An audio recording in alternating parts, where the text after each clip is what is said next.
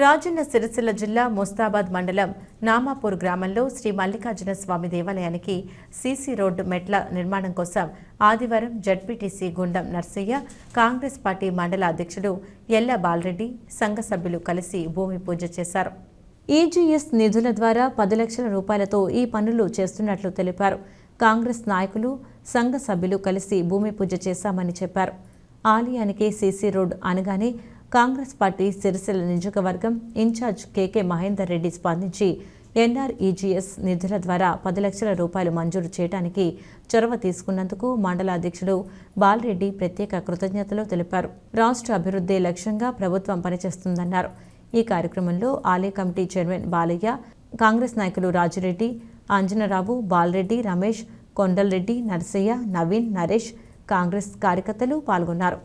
కింద ఉన్నటువంటి రేణుకామాత ఎల్లమ్మ ఆలయానికి మధ్యలో గుట్ట మీదకి ఎక్కడానికి ఇబ్బందికరంగా ఉందని చెప్పి మరి వారు సంఘ సభ్యులందరూ కలిసి మరి మహేందర్ రెడ్డి గారికి సూచించడం, మరి మాకు మెట్లు కావాలని అడగడం ద్వారా వెంటనే స్పందించి మరి కలెక్టర్ గారికి చెప్పడం వల్ల మరి సీసీ మెట్ల కోసం ఎన్ఆర్జీఎస్ ద్వారా 10 లక్షల రూపాయలు మంజూరు అయినాయి.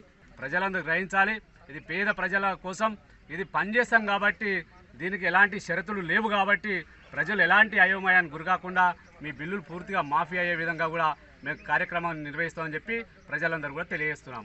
నామపూర్ గ్రామంలో యాదవ సంఘానికి మల్లికార్జున స్వామి టెంపుల్కు వారందరూ సంఘ సభ్యులు, అధ్యక్షులు అందరూ కూడా ఇక్కడ ఉన్నటువంటి మహేందర్ అన్న గారిని అడగడంతోనే ఈజీఎస్ నిధుల ద్వారా 10 లక్షలు సీసీ రోడ్డు మెట్లకు శాంక్షన్ చేయించడం జరిగింది.